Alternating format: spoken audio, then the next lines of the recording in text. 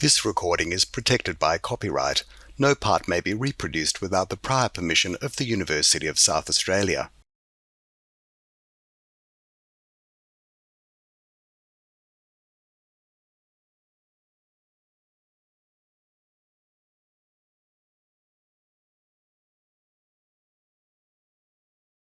Good evening and a very warm welcome to the UniSA 2025 Three Minute Thesis Grand Final, or the 3MT Grand Final.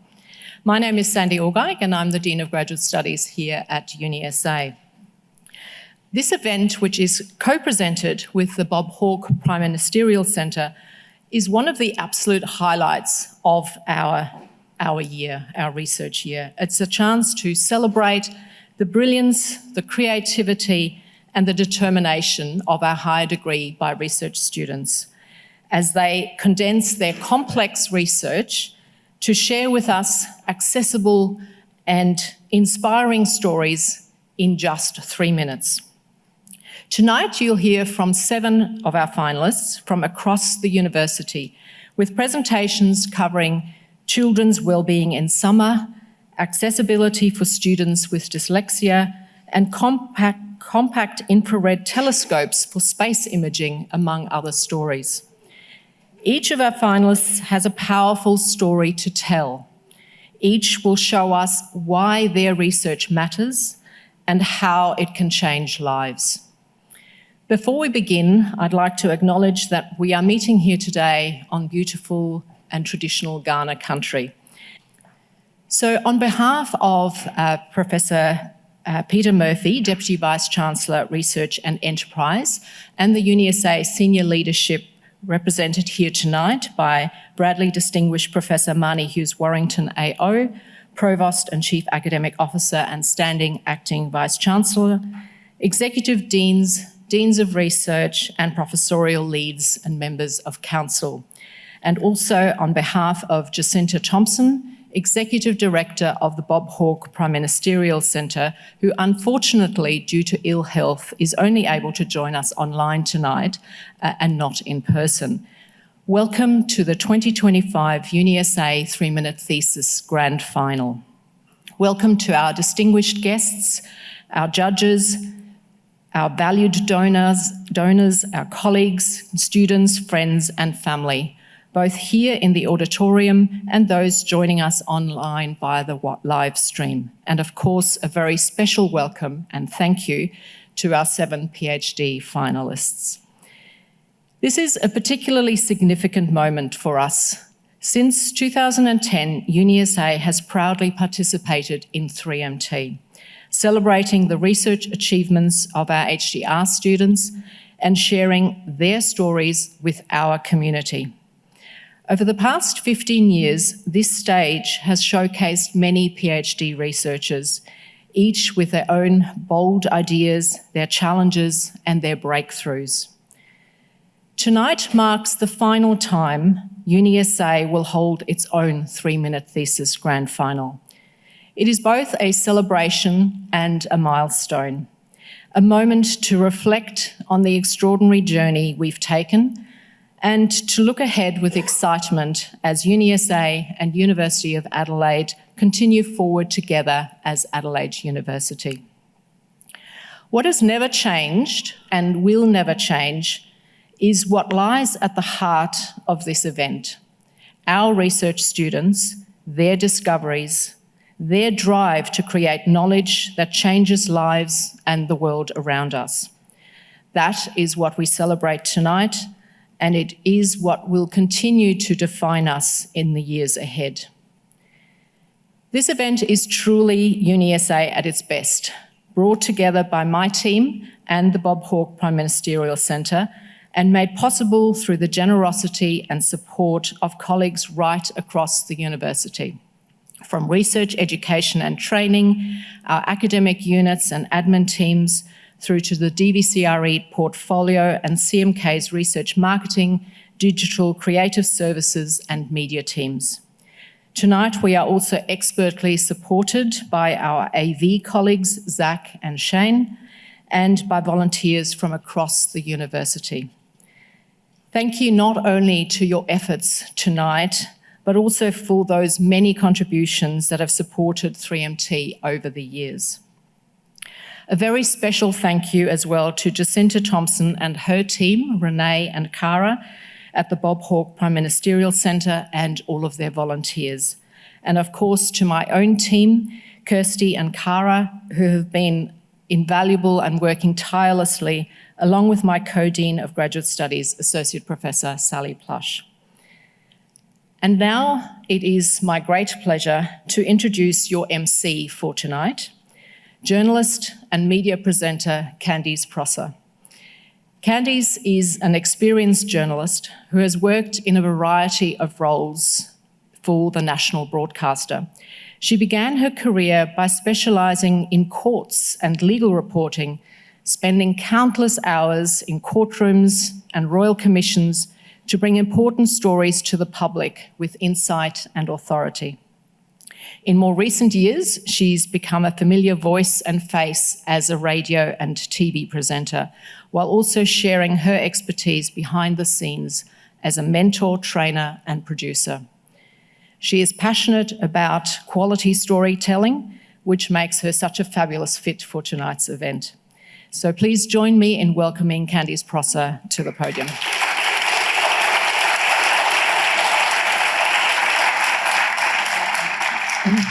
Thank you, Sandy. Hello, everyone. Good evening. It's so lovely that you're all here tonight. I've seen a few familiar faces too, which is always such a pleasure. And welcome to everyone who's watching online as well on the live stream. And we're all going to have a really interesting night. It's really, really good research topics. I'm really excited to be here because this is actually my first experience of a 3MT Grand Final. And I've been looking forward to it ever since I got the brief for this gig, and it's going to be an absolute pleasure tonight.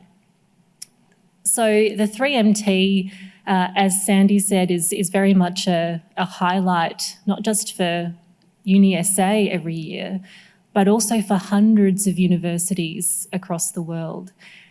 And when I was researching for tonight, I had a look at how it all started. And I love its origin story. Some of you may already know it. But of course, the first 3MT was held at the University of Queensland back in 2008. But what I love is that the inspiration for this competition, this format, the whole genesis of it, happened in a space where I think we all do some of our best thinking, the bathroom. And in this instant, the light bulb moment came from the then Dean of Graduate Studies at UQ, who's standing in the shower with an egg timer. Now, that statement won't sound completely weird to those of us who've lived through drought, because that's one of the ways we were all encouraged to save water and not take too long in the shower. What I think is a bit weird and remarkable is that the Dean, standing in the shower, looks at this egg timer and thinks, we could use that. What if we set a timer and put even more pressure on our PhD students? And the 3-minute thesis was born, and here we are. And it really is genius because it creates this compelling format through which we can take this really important research and make it accessible to all of us. And I think we can all appreciate the value of that. Each of the finalists are here tonight because they're at the top of their field. But this really is a unique challenge for them because their PhD research is so hyper-focused at such a high level. This is a completely different skill set.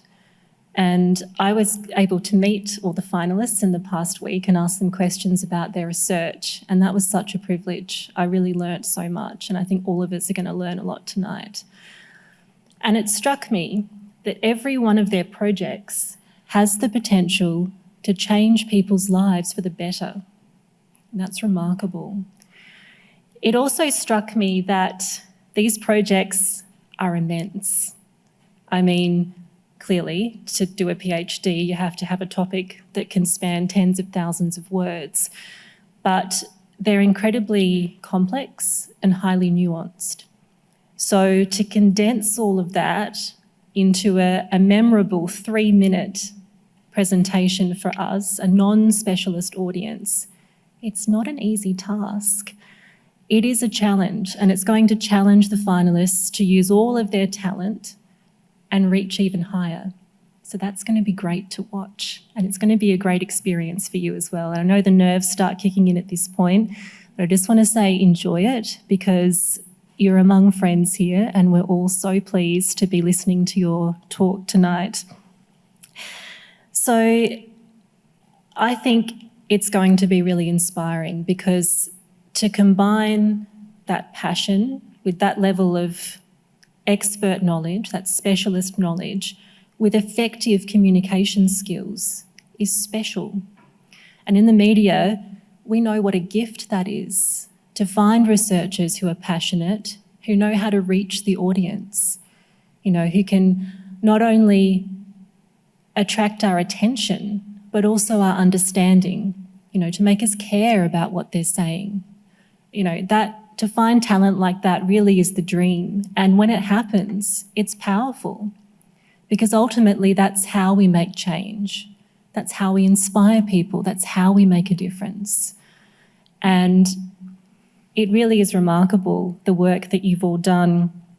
And all of you are making a very important contribution to your chosen field. And by the way, I should mention, I found out, they're doing all of that while also holding down their day jobs, which is also very meaningful work, juggling families, their own students, and life's various demands. I mean, how do you do that? As a Harry Potter fan, I do want to ask, do you have access to a time turner? Do you somehow have a way of getting more hours out of the day than us mortals do?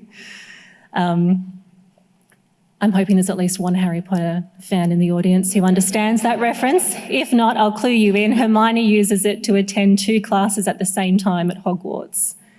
I feel like that's the kind of student you'd all be if you were at Hogwarts, am I right? Yeah.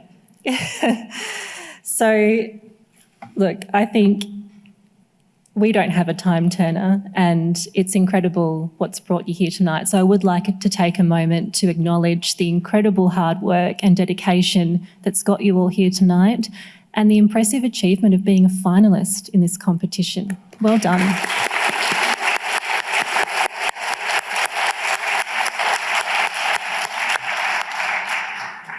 So I'd now like to introduce the judges, and they're not going to make it easy for you, so strap in. So perhaps when I introduce you, if you'd like, just stand and give a little wave to the audience. So we've got John Hill, the Chancellor of UniSA, here tonight. Next to John is Lisa Liu, the Chief Financial Officer of the Art Gallery of South Australia. We've got Pete Allred, the Deputy CEO of Relationships Australia SA. And we have Sophie Murray, UniSA's Dean of Aboriginal Research, Education and Engagement. Welcome, judges. So the judges tonight will be awarding the winner and the runner-up. And as Sandy mentioned, you'll get to be judges too. And we'll give you some more details on that later, but just keep in mind when you're listening to these presentations that you will have a chance to vote at the end for your favourite. So we'll take you through that afterwards. So let me take you quickly through the nitty-gritty of the competition. So what is it? It challenges the students to effectively communicate their complex research to us, a non-specialist audience. So it has to be compelling and we have to understand it. The rules.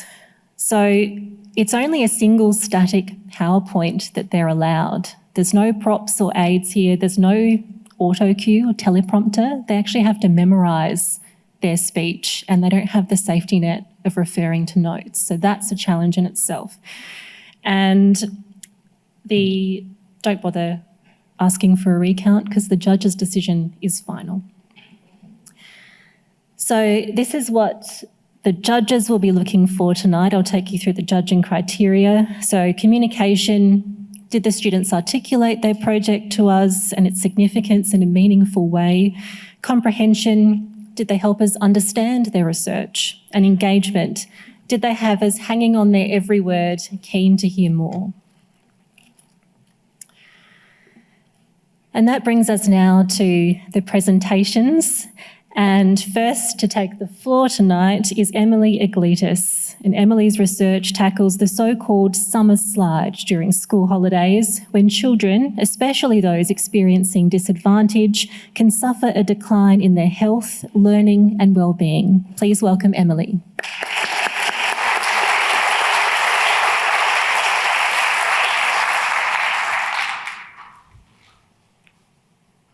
As a kid, how good were summer holidays? Long sunny days, swimming and adventure. So what if I told you that many of the 3.6 million school-aged children in Australia, summer is a time of boredom, isolation and declining health? See, summer is the longest stretch that kids spend away from school, and schools do more than educate. They help keep kids healthy. Schools offer structure, physical activity and limit junk food. Plus, they connect kids with friends and safe adults. In summer, families can struggle to fill these gaps, so summer looks and feels very different for the 1 in 6 kids experiencing poverty compared to their wealthier peers. And evidence shows the challenges they face can stack up year on year, widening gaps in learning and health. So, how do we revitalise summer? Well, summer programs might help kids stay healthy, like school does. So my research answers 3 big questions. How big is the problem? Do summer programs improve health? And if so, how do we get them to the neediest kids? I started by analysing data from over 14 million children, and I found that the same story overseas and at home. In summer, kids move less, spend more time on screens, so they gain weight and lose fitness. And many slide backwards academically too, and problems are magnified for kids experiencing disadvantage. Next, I reviewed the health impacts of summer programs. And yes, programs help kids to move more and maintain a healthy weight. Some data suggests they even help anxiety and depression. But what does all this mean for Australian kids? To find out, I took my answers to key stakeholders, including parents, teachers, program providers and government. Through multiple surveys, they confirm that summer programs are incredibly important, but right now, they're not meeting needs. For starters, they're often unaffordable, inaccessible, or just simply non-existent. Plus, families need programs designed for them. Local, run during typical school hours, providing food and delivering fun across the entire summer period. We now know what we need to do. With smart investment, we can use existing resources to deliver summer programs to all Australian children. It's time to rethink summer. And summer programs are not just childcare. They're opportunities to make a real impact in kids' health and well-being, using belly laughs, cannonballs and cartwheels, because every child deserves a summer worth remembering.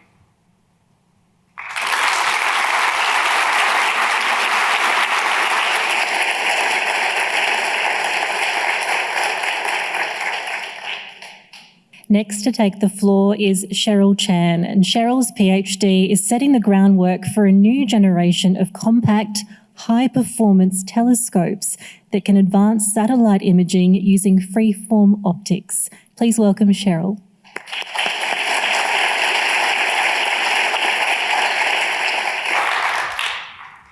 Picture a satellite the size of a tissue box, floating silently, hundreds of kilometres above the Earth, all alone, drifting through the Earth's shadows. It's floating in complete darkness, no sunlight, no reflections, just cold, endless night. And yet, it sees everything. It sees wildfires burning through forests. It sees invisible patterns of plant growth and volcanic activity and ocean currents. And it's relaying critical intelligence to our defence organisations about our borders. This is the power of infrared remote sensing, a silent eye watching over the Earth both day and night. But building high-quality imaging systems that make this possible comes with a challenge. Because when you're sending cameras into space, every gram and cubic centimetre is expensive. And so these systems need to be extremely compact and lightweight without compromising on image quality. So my research tackles this problem by rethinking the geometry of the optics themselves, designing and manufacturing all reflective systems using freeform optics, mirrors with complex irregular surface shapes. So instead of the usual round shapes you'd find in traditional telescopes, mirrors in freeform optics are carefully sculpted with asymmetric contours, so they're more like a Pringle or a wave than a perfect bowl. It's these complex surface shapes that allow us to bend, fold, and compress light paths into radically compact ways, and that means fewer components, lighter systems, smaller satellites. But to achieve such complex surface shapes requires complex manufacturing. So I'm exploring a new fabrication method that leverages metal 3D printing to form the initial mirror shapes, then refining these surfaces using ultra-precise post-processing techniques. Using high-precision metrology, I've assessed these surfaces to match their intended designs to within a fraction of a wavelength of light, and with a finish that's smooth enough for infrared applications. Then I'll perform some optics characterization to assess how well an entirely 3D printed freeform optical system would perform in terms of the quality of the images that they produce. So by combining cutting-edge design with advanced fabrication techniques, this work helps realize freeform optics for compact infrared systems, enabling a new generation of Earth observation satellites. It's about seeing the unseen, even from a tiny satellite the size of a tissue box flying through darkness.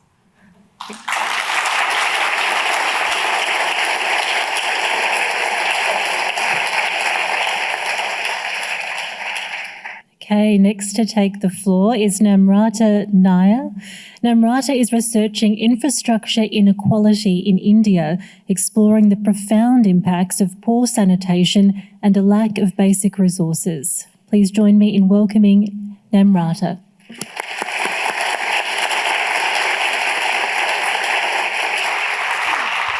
Have you ever gone hours without access to a safe toilet? Imagine doing that every single day with no privacy, no dignity, and especially no choice. That's still a reality for over 2 billion people across South Asia and Africa. In India, one of the fastest growing economies in the world, this lack of access is an urgent problem. Shining skyscrapers and booming industries stand right beside neighborhoods with no basic toilets. Yet, the social consequences of poor sanitation is often overlooked. Unequal access is not clearly measured, and its consequences have remained invisible to policy. My research changes that. I analyzed data for over 600 districts across India, mapping toilet access district by district. I find that over 50% of the people in a third of the districts still don't have a toilet inside their homes. Moreover, this lack of access causes crimes such as thefts and burglaries to rise, often in double digits. Now, you might wonder why that happens. When something so basic as a toilet is out of reach, it creates deep feelings of deprivation and resentment. And when people feel left behind, it threatens the safety and cohesion of the society.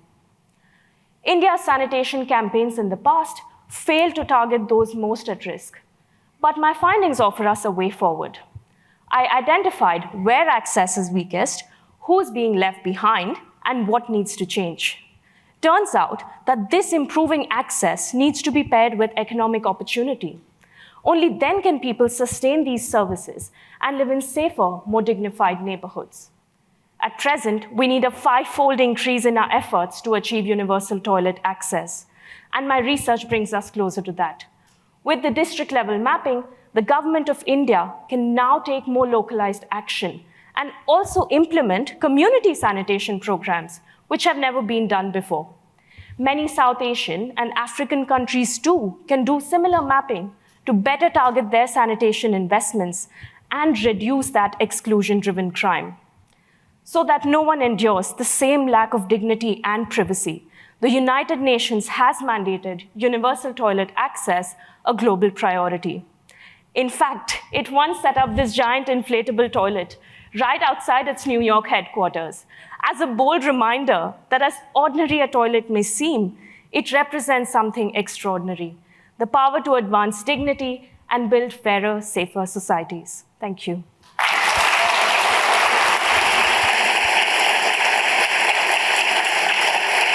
Okay, next up we have Darren Taljaard, and Darren's research explores how typographic design impacts long-form reading for students with dyslexia. Please welcome Darren.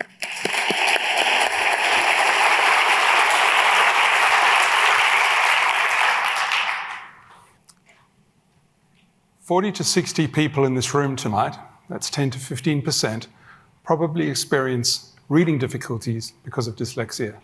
I see this every day in my uni classrooms with students.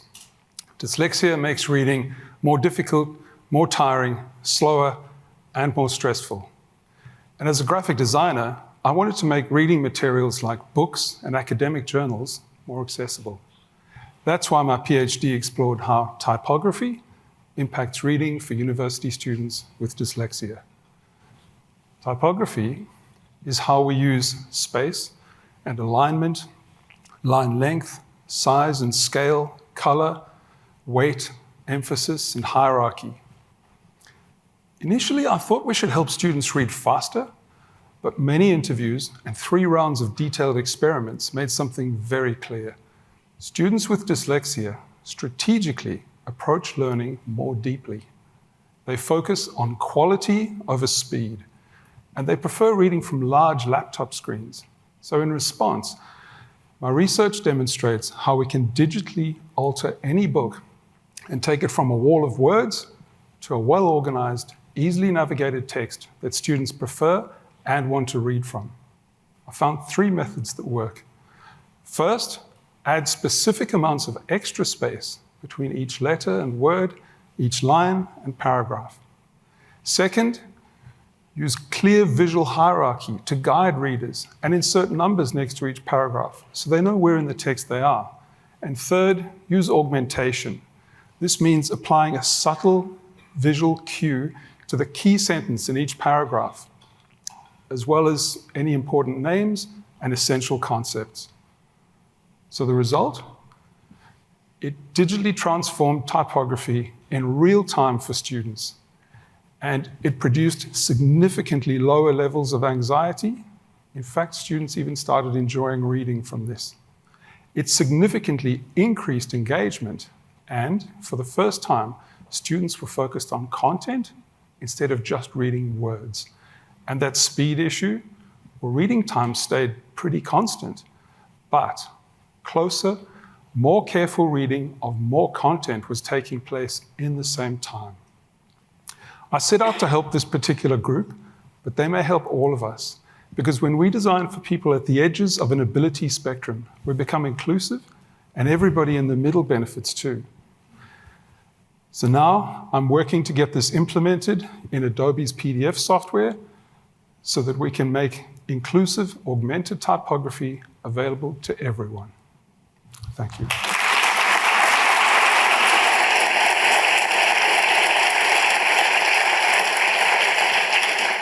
Next, we have Louise King. And Louise is focused on building teacher and student capabilities. She's researching ways in which teachers can best support their students to regulate all aspects of their learning. Welcome, Louise.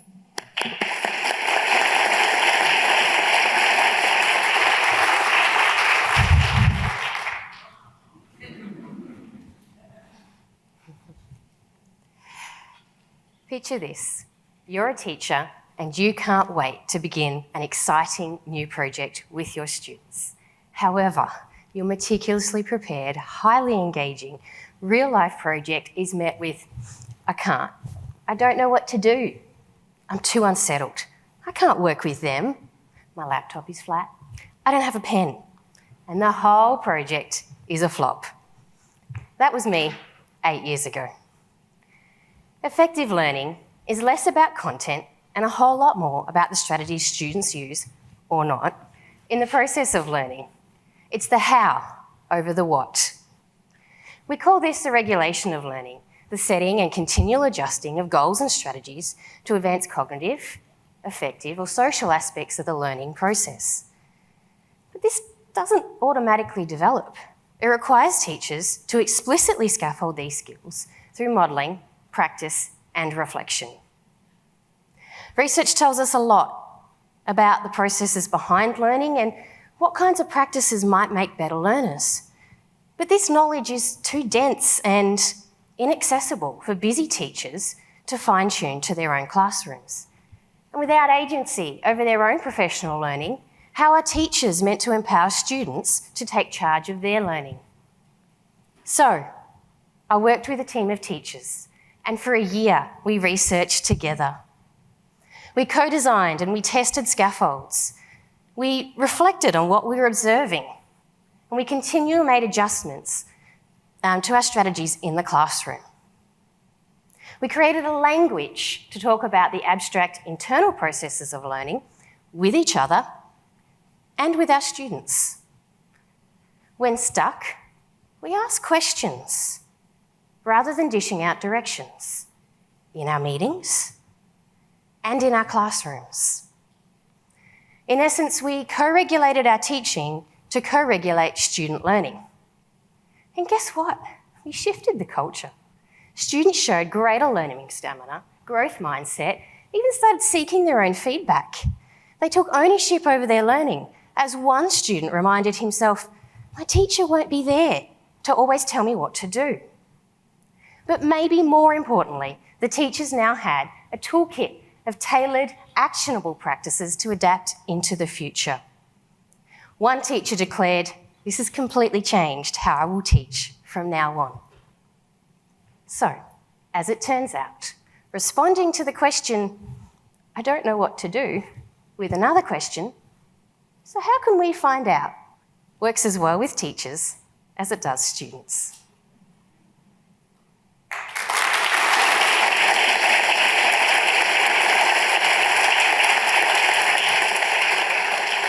Okay, next we have Anita Kral.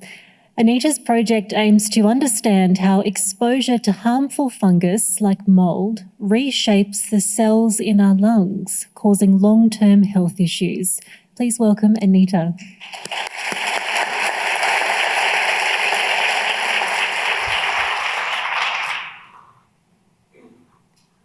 For myself and the 1 in 9 Australians living with asthma, taking a deep breath is a challenge.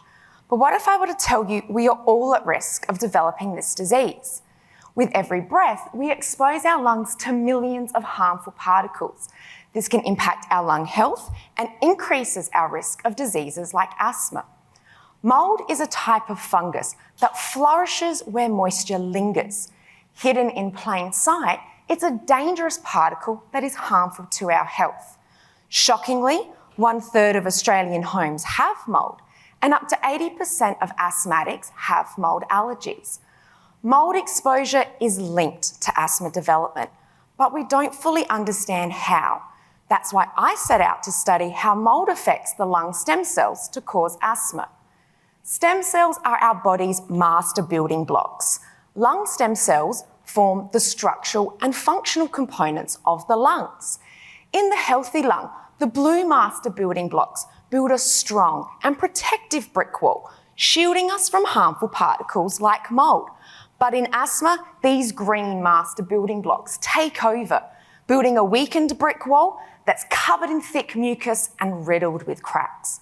Yet little is known about how mould redirects stem cells towards asthma. And that's where I step in. Lung stem cells express specific messenger signals vital for healthy lung development. But when I expose these stem cells to mould, these signals change. Mould activates asthma pathways, including signals important for the building of mucus-producing cells. But how do these signals impact lung development? I created a mini lung in a dish model, growing lung tissue in the lab to answer this. I've shown that stem cells exposed to mould form mini asthma lungs. Using these mini lungs, I've performed cutting-edge imaging techniques to uncover what mould-specific signals persist within the stem cell to drive asthma. Think of this technique like Google Maps, but instead of mapping out a city, it maps precisely where each individual messenger signal is expressed in our lung tissue. High-tech imaging revealed that even weeks after initial mould exposure, these master building blocks maintained asthma-promoting signals. These stem cells remembered mould. My research provides the blueprints to how mould educates and rewires lung stem cell behaviours. I've shown that mould redirects stem cells towards asthma. I'm now exploring how to silence mould's messengers. I'm looking for ways to stop mould's negative influence on these stem cells to prevent asthma development, so we can all breathe just that bit easier.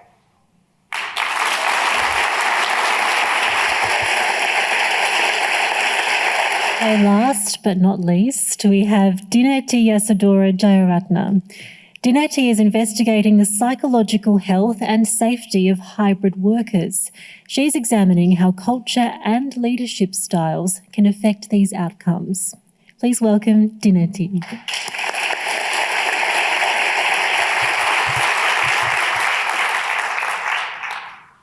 Imagine you're working from home.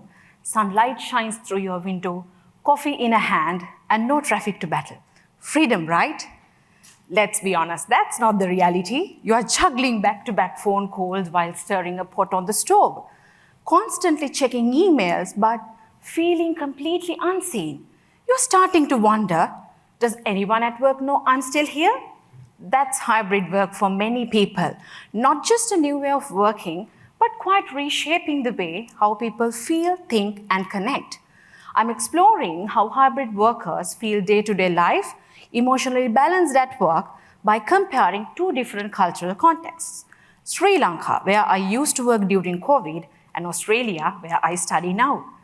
Pandemic flipped our work world. Millions embraced hybrid work, immersed and drawn by that promise of flexibility.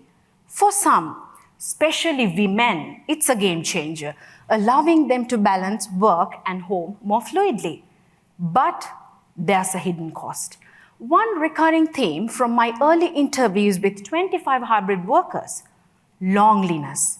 One participant said, "It's like I'm trapped in a bubble. No one sees me." Another theme, invisibility. Hybrid workers describe the feeling of overlooked, forgotten in meetings, and left out in casual chats once made them feel like a part of a team. So I'm asking, what makes hybrid work feel human? One answer stood out. That was the supervisors. When team leaders check in, not just to assign tasks, but to ask, "How are you?" people feel seen, supported, and alive. But when it doesn't happen, isolation deepens. Here's where it gets fascinating. Culture flips the script. Australia, many workers felt safe saying, "I'm struggling." But in Sri Lanka, people remain silent, not because they're fine. Speaking up can feel like a weakness. That silence isn't strength, it's a quiet burden. My research isn't done, but one truth shines. Flexibility without emotional connection is a false promise. If we don't pay attention to how people feel, we are building workplaces that look modern, but quietly damage the human spirit. So what's next? My goal is to turn these insights into action. I'm developing a simple practical leaflet with tips like how to set emotional boundaries, when to switch off, and stay connected without burning out. I want hybrid work less like juggling in the kitchen alone and more likely to be truly seen and supported wherever you are.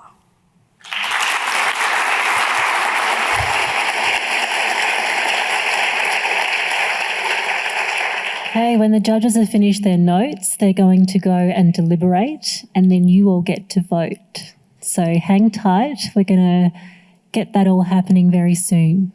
Okay, have you all made a decision on who was your favourite? I think that might be a bit difficult. That is a QR code, so you can use that to vote for your one favourite. We now get to do the fun part of the evening, and you don't have to be timed for this bit, so relax.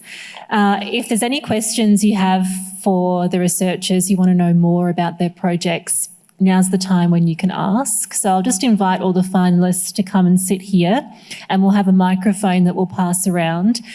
So when I take questions, if you've got a... Welcome.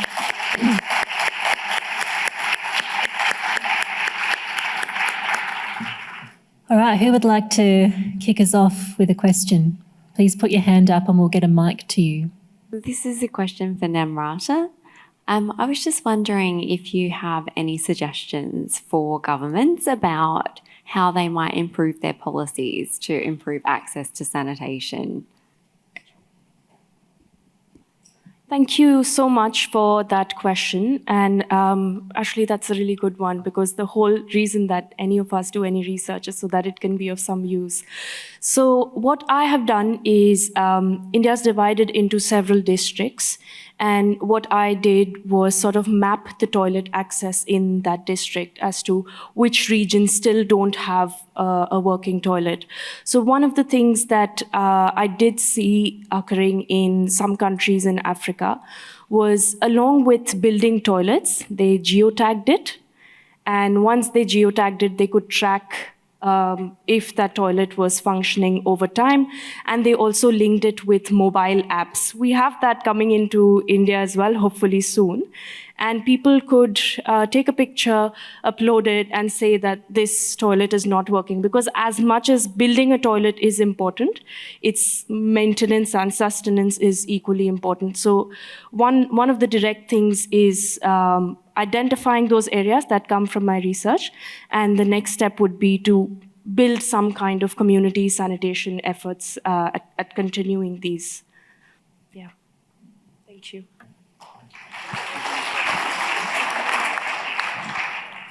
I've got a question for Darren.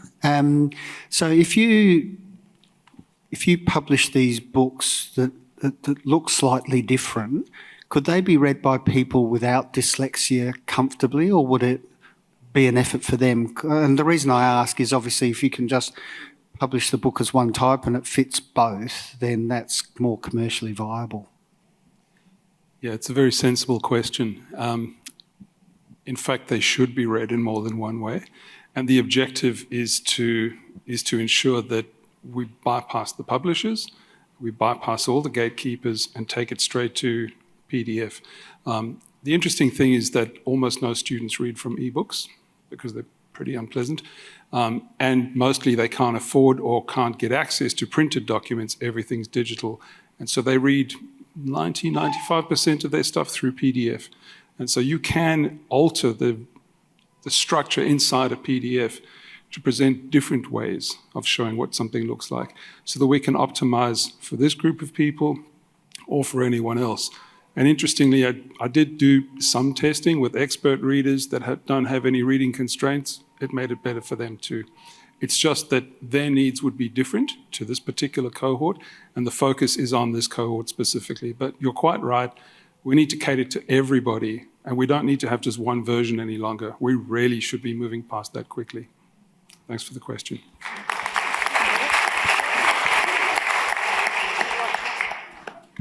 Don't be shy, put your hand up. Yes, thank you. Down at the front here. Sorry, yes, go ahead. I'd like to ask Emily whether lots of children were consulted in her work and to see what they thought of, losing summer holidays. Did you say losing summer holidays? Not in this work, but as a parallel, I've done some work with some researchers in the States where they've taken some kids and given half summer programs and half summer as usual. And I think you touch on the point that there is a benefit to not having structure, not having school.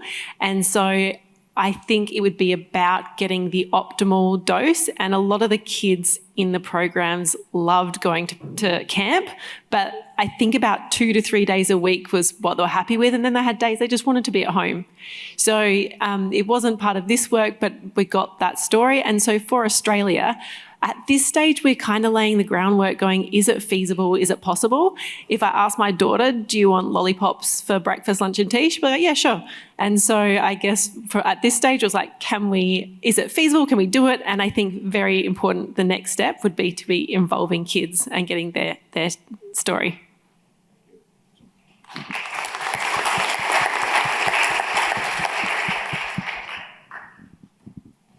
Sorry, Emily, it's another one for you. But as a mother of 4 children, I am acutely aware of how expensive summer holiday programs are. And you sort of talked about the sort of disproportionate risk for kids from low socioeconomic backgrounds. So in terms of the work that you were doing, how do you address the financial impediments or constraints around these programs? Yep, that's a great question because from what we can understand from the research, no country is doing this well. It is a middle income to high income thing that's done.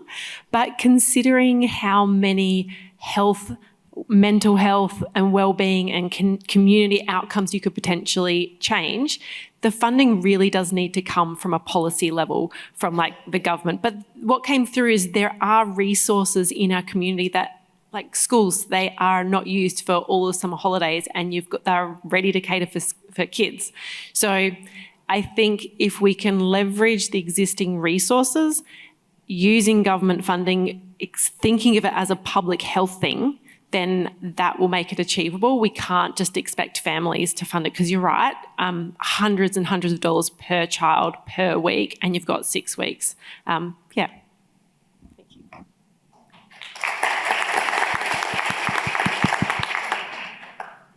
Anita, I've got a question for you.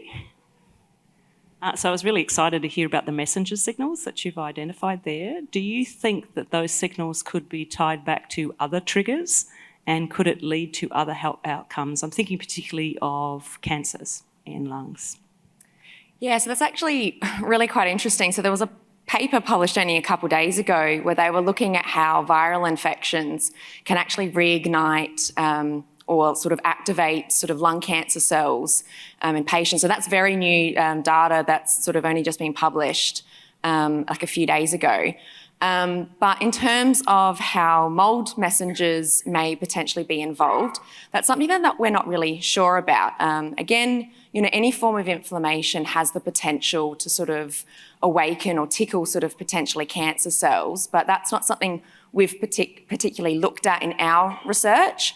But there's definitely people starting to look in that space now in terms of how inflammation from viral infections or bacterial infections may actually be sort of predisposing these people to developing cancers later in life, but they would probably be already susceptible to developing that cancer. It's probably more an acceleration as opposed to a trigger.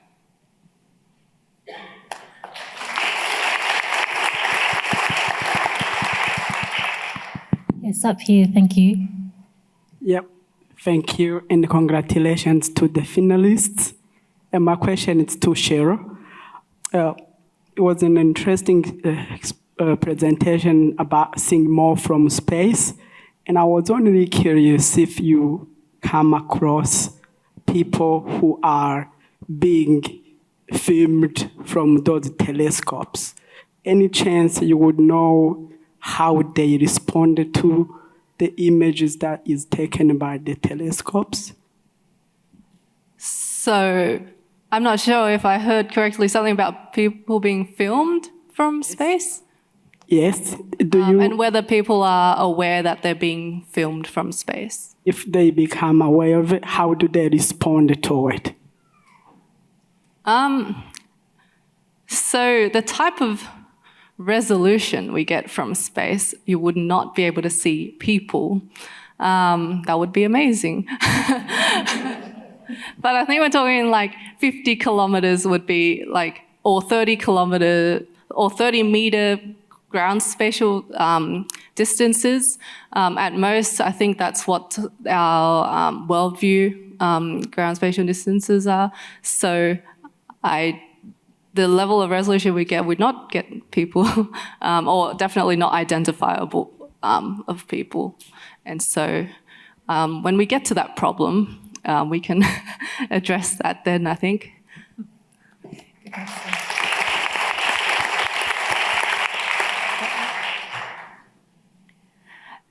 Thanks so much to all the finalists. Cheryl, I have a question for you as well. Sorry, it's over here. Thank you. I have a question for you as well. The long-term repercussions of these tissue boxes going around in orbit. I'm just wondering about the long-term ramifications of space junk that we often hear about now. What's the lifespan of your tissue box-sized items in space? Lifespan, I think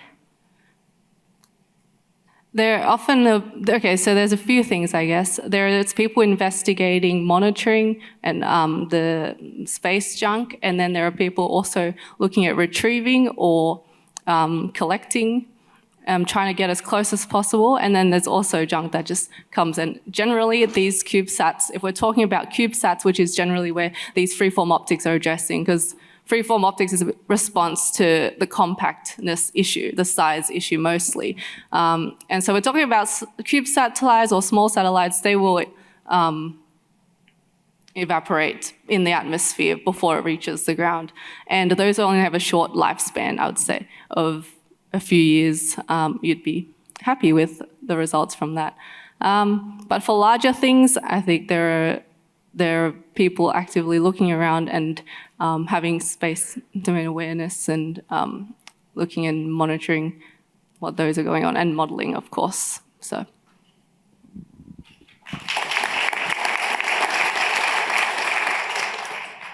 My question is for Anita. I'm not sure if you mentioned this, but I was wondering, are you just looking into like the effects of the fungus right now, or are there any like sort of like medications or I don't know, anything to help, you know, improve that lungs that you're looking into right now, or will in the future, hopefully? Yeah, so that's a great question. So from my research, we've been really looking at what signalling pathways or messenger molecules are activated specifically in response to this mold exposure.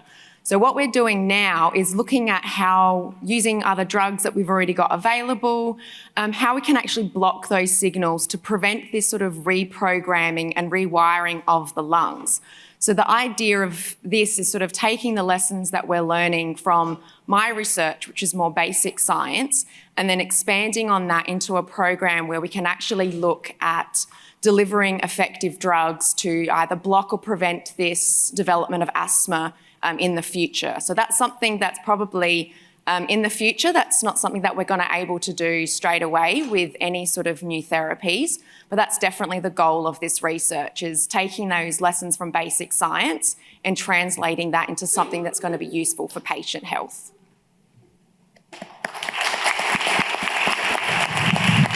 And you may have noticed our judges have come back in, so please welcome back the judges. Just before we get to the results, which I know everyone's keen for, I will just take two more questions. Does anyone have a question for Louise about regulating the learning at schools? Please put your hand up if you do. Yes, over here. Thank you.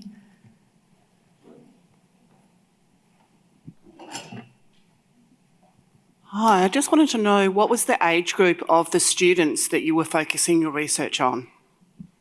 Okay, so my particular research project, I was working with Year 5-6 students and a team of 3 teachers that did a lot of collaborative planning together.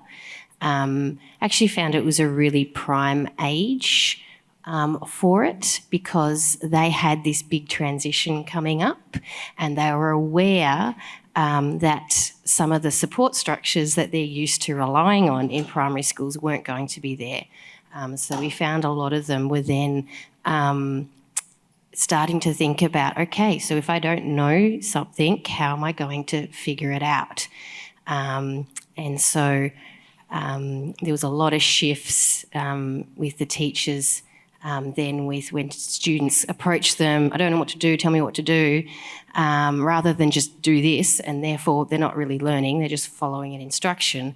We were able to put the question back on the student about, well, what do you think you could do next, and what resources are available to help you? And it was that kind of questioning that shifted a lot at the beginning, at least. Thank you.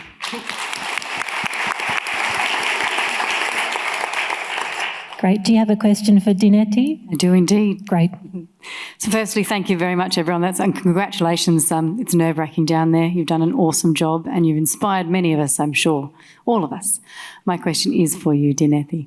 I'm interested, really interesting research, and of course we know that the hybrid world of work is here to stay. My question for you is, did you find different pockets and different responses from different groups or communities, or even a difference between Australia and Sri Lanka? Did you find that sort of some people enjoyed hybrid work more than others, and what were the kind of characteristics of those different groups?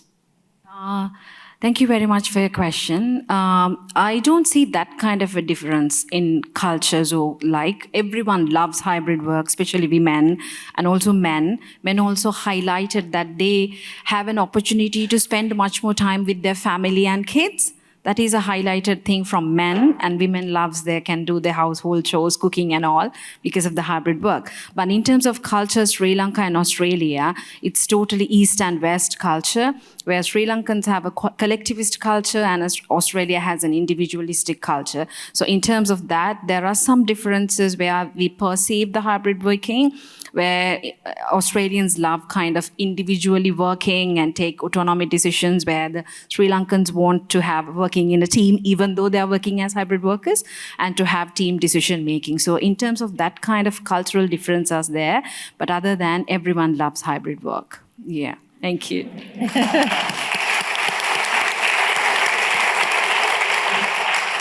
Well done. Thank you for your questions. Just before we announce the winners, I've got a little summary here, just one part for each of you with some feedback. So I'll read those out now. So Emily, the judges said that you were engaging and passionate, very well presented, well done. Cheryl, clear explanations, good use of the Pringle visual, that was very helpful, and the slide helped explain the issue as well.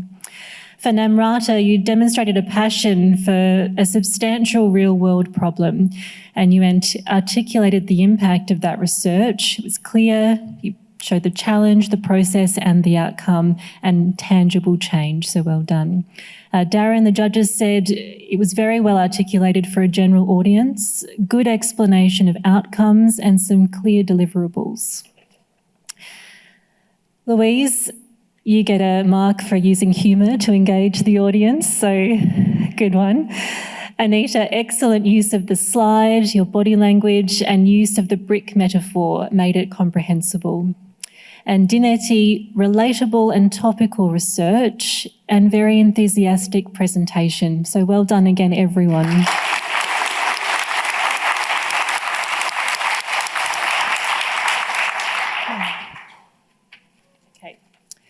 So, are you ready?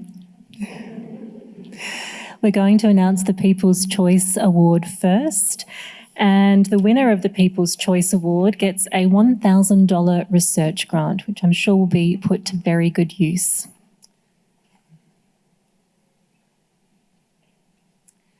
The winner of the People's Choice Award is Cheryl Chan.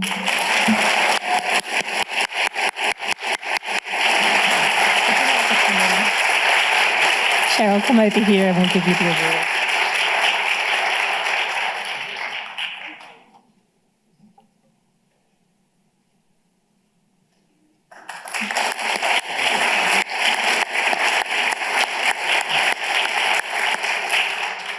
Okay, now we have second place. And second place winner also gets a $1,000 research grant. So I'll give this to John. Second place winner is Anita Kral.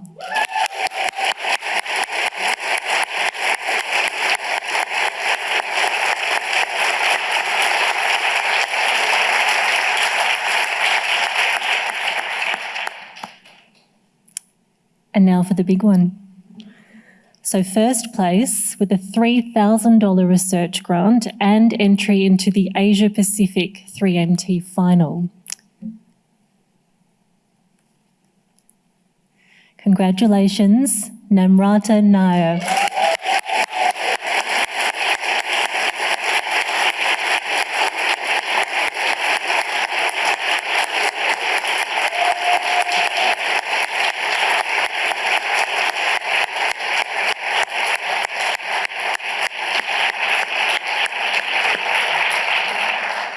That's fantastic. And you know what? Everyone sitting here is a winner. You have all impressed us so much. Well done.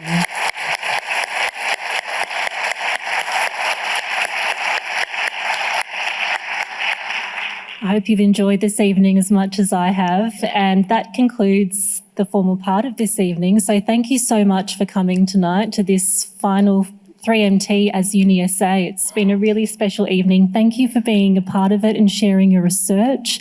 We've all learnt so much and been so inspired by you all, and I know how much nerve it takes to come up here and present something so personal and important, and you've all done a fantastic job. And thank you to our audience. You've been great.